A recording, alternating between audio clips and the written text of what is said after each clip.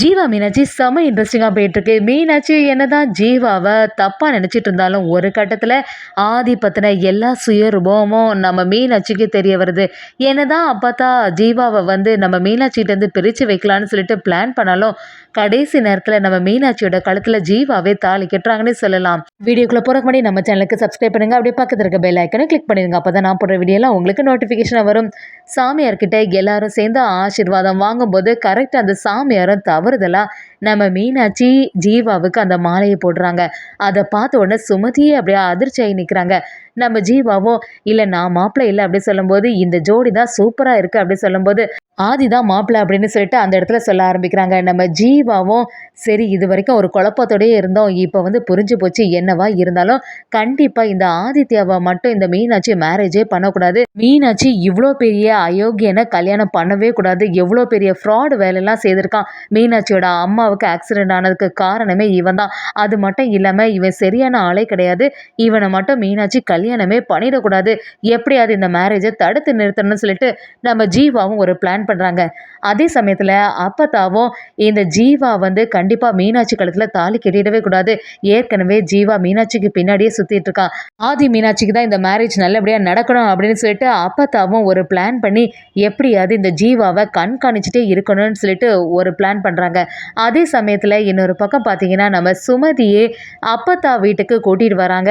சரி உங்களுக்கு தான் கொஞ்ச நாளுக்கு வீடு எதுவுமே இல்லையே, இதே இடத்துல இருங்கன்னு சொல்லிட்டு அப்பத்தா ஏதோ நல்லவங்க மாதிரி செயல் பண்றாங்க. அதே சமயத்துல எப்படியாவது இந்த மீனாட்சிக்கும் ஆதிக்கு மட்டும் மேரேஜ் நல்லபடியா முடியட்டு, அதுக்கப்புறமா கையோட இந்த சுமதியை இந்த வீட்டை விட்டு வெளியில அனுப்பிடணும்னு சொல்லிட்டு ஒரு திட்டத்தை போடும்போது இது எதுவுமே தெரியாத நம்ம தேன்மொழியும் எவ்வளவுதான் இருந்தாலும் வெளியில வந்து ரொம்பவே கடுகடுன்னு நின்னாலும் எப்பவுமே நமக்கு மேல கொஞ்சம் பாசம் இருக்கதான் செய்து, நல்ல வேளை அவங்க வந்து கரெக்டான சமயத்துல இப்படி ஒரு வீடை கொடுத்தாங்க, இல்லைன்னா அம்மாவும் தங்கச்சி எங்க தான் பேர் போலோ அப்படின்னு சொல்லிட்டு தேன்மொழியும் அப்பத்தாவுக்கு நன்றியை சொல்றாங்க.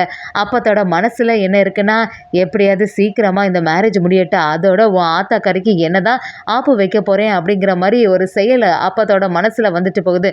அதே சமயத்தில் நம்ம சுமதியும் சரி நீங்கள் எல்லாரும் தான் எனக்கு கூட இருந்து இந்த கல்யாணத்தை சிறப்பாக நடத்துறதுக்கு உதவணும் அப்படி சொல்லும்போது நம்ம ஜீவோட அம்மாவும் எப்போவுமே உறுதுணையாகவே இருந்துட்டுருக்காங்க.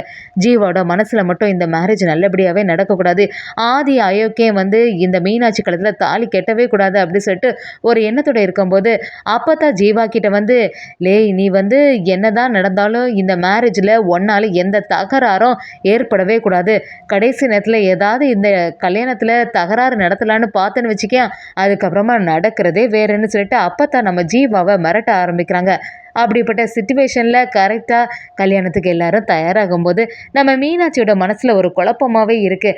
என்னதான் இருந்தாலும் ஆதி அந்த வீடியோ எல்லாம் அனுப்பும்போது ஜீவாவை தவறுதலாகவே புரிஞ்சுட்டே இருக்காங்க. என்னதான் ஜீவா உண்மையை சொன்னாலுமே மீனாட்சி நம்பக்கூடிய மனநிலையில் இல்லைன்னே சொல்லலாம். அதே சமயத்தில் எல்லாருமே மண்டபத்துக்கு ரெடி ஆகிட்டு இருக்கும்போது நம்ம சுபதியோட மனசில் சந்தோஷமாக இருக்குது, இன்றைக்கி நம்ம நினச்ச மாதிரியே மீனாட்சியோட மேரேஜ் நல்லபடியாக நடக்க போகுதுன்னு சொல்லிட்டு அங்கே வந்து எல்லாரும் வெயிட் பண்ணி அப்படியே மாப்பிள்ளை வந்த உடனே அவங்களுக்கு ஆரத்தி எடுக்கிறதுக்கு தயாராகும் போது நம்ம ஜீவா செம மாதம் அந்த இடத்துல வராங்க. அதை பார்த்து அப்பதான் இல்லை நீ எங்களை போகிற, எதுக்கு தேவையில்லாமல் அந்த இடத்துல வந்து போய் நிற்க போறியா அப்படின்னு சொல்லும்போது அதை கேட்டு நம்ம சுமதியும் இல்லை நான் தான் அதில் வந்து மாப்பிள்ளை தோலை நாட்டு நம்ம ஜீவாவை நிற்க வச்சேன் அப்படி சொல்லும்போது அதை கேட்டு அப்பத்தான் அப்படியே அதிர்ச்சியாக நிற்கிறாங்க. என்ன தைரியம் இருந்தால் என்கிட்ட கேட்காம இந்த மாதிரி ஒரு செயலெல்லாம் செய்வா, சரி இன்னும் கொஞ்ச நேரம் தானே, அதுக்குள்ளே இந்த ஆதிக்கும் மீனாட்சிக்கும் மேரேஜ் எல்லாம் முடிஞ்சிடும், அதுக்கப்புறமா இவனை வந்து நம்ம அடக்கிடலாம் அப்படின்னு அப்பத்தாவும் ஒரு எண்ணத்தில் இருக்காங்க. சுமதி அப்படியே ஆதிக்கு ஆரத்தி எடுக்கும் போது அதை பார்த்துட்டு இருந்த நம்ம ஜீவாவை என்னத்தை எனக்கும் ஆரத்தி எடுக்காண்டாமா, நானும் மாப்பிள்ளை தோழன் தானே அப்படி கேட்கும்போது உனக்கு இல்லாமல அப்படிங்கிற மாதிரி நம்ம சுமதி ஜீவாவுக்கு அப்படியே ஆரத்தி எடுத்ததோட அந்த பொட்டு எல்லாம் வைக்கும்போது இதை பார்த்து ஆதித்யாவுக்கு பயங்கரமா டென்ஷன் ஆகுது. எல்லாரும் உள்ள போன உடனே நம்ம ஜீவாவும் ஆதித்யாவை பார்த்து என்ன உன்னோட சுயரூபம் எல்லாமே எனக்கு நல்லாவே தெரியும், ஒரு நிமிஷத்துல எல்லாத்தையுமே நான் இந்த இடத்துல சொல்லிடலாம், ஆனா யாராவது சுமதி அத்தைலாம் ரொம்பவே ஃபீல் பண்ண ஆரம்பிச்சிடுவாங்க, கூடிய சீக்கிரமாக உன்னோட உண்மை முகத்தை வந்து மீனாட்சி புரிஞ்சிக்க தானே போகிறா, என்னைக்கு மீனாட்சி அதை நம்புகிறாளோ அதுக்கப்புறமா உன்னை வந்து கண்டிப்பாக மேரேஜ் பண்ணதுக்கு சம்மதிக்கவே மாட்டா அப்படின்னு சொல்லிட்டு நம்ம ஜீவாவும் ஆதிக்கிட்ட சொல்லும்போது ஆதியும் இந்த மேரேஜ் நல்லபடியாக நடக்க தான் போகுது, அதை இருந்து நீ பார்க்க தானே போகிறேன்னு சொல்லிட்டு நம்ம ஜீவாக்கிட்டே சவால் விட ஆரம்பிக்கிறாங்க. அதே சமயத்தில் நம்ம ஜீவா ஒரு முடிவோடு இருக்காங்க. இந்த வாட்டி கண்டிப்பாக மீனாட்சியோட கழுத்தில் நம்ம தான் தாலி கட்ட போகிறோம். இந்த ஆதி மட்டும் கண்டிப்பாக மேரேஜ் பண்ணவே கூடாது அப்படிங்கிறதுல ரொம்பவே உறுதியாகவே இருந்துட்டு இருக்காங்க.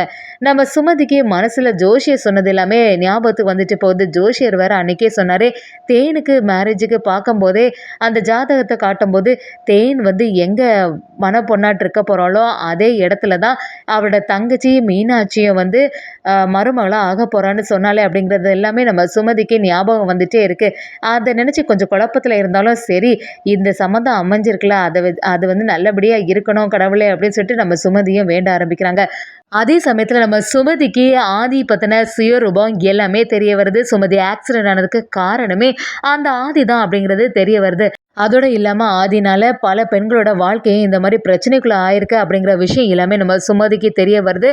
அதோட நம்ம மீனாட்சியோட வாழ்க்கை நல்லபடியாக இருக்கணும்னே இப்படிப்பட்ட அயோக்கியனுக்கு கண்டிப்பாக மீனாட்சி கல்யாணம் பண்ணக்கூடாது அப்படிங்கிற ஒரு எண்ணத்தில் இருந்த நம்ம சுமதியும் அந்த கல்யாணத்தை தடுத்து நிறுத்துறாங்கன்னே சொல்லலாம். நம்ம மீனாட்சியோட மேரேஜ் தடுத்து நிறுத்தப்படுது. ஆனால் கூட்டத்தில் எல்லாருமே நம்ம மீனாட்சியை தப்பாக பேச ஆரம்பிக்கிறாங்க.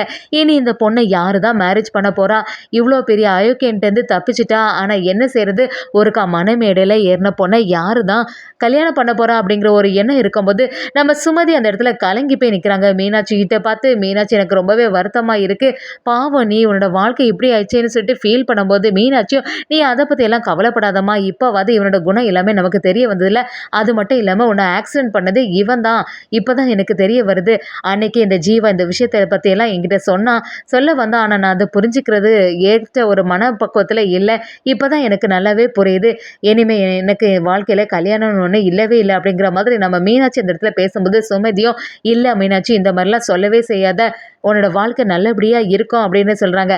நம்ம சுமதி ஒரு மனக்குழப்பத்தில் இருக்கும்போது இனி என்னோட பொண்ணு வாழ்க்கை என்னவாக போதோ அப்படின்னு சொல்லிட்டு ரொம்பவே ஃபீல் பண்ணும்போது அங்கே மாப்பிள்ளை தொல்லனாக இருக்கக்கூடிய நம்ம ஜீவாவோட எண்ணம் வருது. சரி, ஜீவாவை மட்டும் மீனாட்சி கல்யாணம் பண்ணானா அவள் வாழ்க்கை நல்லபடியாக இருக்குமோ அப்படின்னு யோசிக்க ஆரம்பிக்கும் போது நம்ம ஜீவாவும் அவங்க அம்மாவும் சேர்ந்து சுமதி கிட்ட பேசும்போது சுமதிக்கு ஏதோ ஜீவா நல்ல பையன், அதனால் நல்லபடியாக அவள் வாழ்க்கை இருக்கணும்னு சொல்லிட்டு மீனாட்சி கிட்ட பேச ஆரம்பிக்கிறாங்க. மீனாட்சி நான் சொல்கிறத இந்த வாட்டி நீ கேட்டே ஆகணும் அப்படின்னு சொல்லும்போது மீனாட்சியை என்னம்மா நீ என்ன சொன்னாலும் நான் கேட்பேன், இப்போ என்னம்மா சொல்ல போகிற அப்படின்னு கேட்கும்போது சுமதியும் நான் சொல்கிற மாதிரி ஜீவா தம்பியை நீ மேரேஜ் பண்ணணும் அப்படின்னு சொல்கிறாங்க.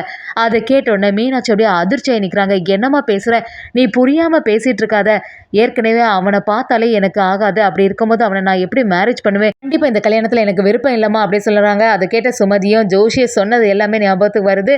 இல்லை, உன்னோட வாழ்க்கை நல்லபடியாக இருக்கும், கண்டிப்பாக ஜீவா தம்பி உன்னை நல்லபடியாக பார்த்துப்பாங்கிற நம்பிக்கை எனக்கு இருக்குது, நீ அவங்களையும் மேரேஜ் பண்ணி சொல்லிட்டு நம்ம சுமதி சமாதானப்படுத்துகிறாங்க. என்னதான் இருந்தாலும் மீனாட்சி சம்மதிக்க மாதிரி இல்லை. சுமதியும் உனக்கு நல்லாவே தெரியும் நான் எப்படிப்பட்ட ஹெல்த் கண்டிஷனில் இருக்கேன்னு சொல்லிட்டு, ஏற்கனவே ஹார்ட்டில் ஏதோ ப்ராப்ளம் இருக்குது, இப்படிப்பட்ட நேரத்தில் நீயும் இதுக்கு சம்மதிக்கலைன்னா அதுக்கப்புறமா எனக்கு ஏதாவது பிரச்சனை ஆச்சுன்னா நான் கண்ணு மூடுறதுக்கு முன்னாடி உன்னோட மேரேஜ் நல்லபடியாக நடத்தி முடிக்கணும்னு சொல்லிட்டு ஆசைப்பட்றேன், அதில் என்ன தப்பு இருக்குது மீனாட்சி அப்படின்னு சொல்லிட்டு நம்ம மீனாட்சியை சமாதானப்படுத்துகிறாங்க. இதை பார்த்து அப்போ அப்படியே அதிர்ச்சியாக நிற்கிறாங்க. என்னடா நம்ம போட்ட பிளான் எல்லாமே சொதப்பிடும் போல், கடைசியிலே இந்த மீனாட்சி நமக்கு வீட்டுக்கு மருமகளாக வந்துடுவாளோ அப்படிங்கிற ஒரு எண்ணத்தில் இருந்த அப்பத்தாவும் அதை எதிர்த்து நிற்கிறாங்க. என்னதான் இருந்தாலும் இந்த வாட்டி நம்ம ஜீவா அப்பத்தாவே எதிர்த்து நின்று மீனாட்சி கழுத்தில் தாலி கட்டிடுவாங்கன்னே சொல்லலாம்.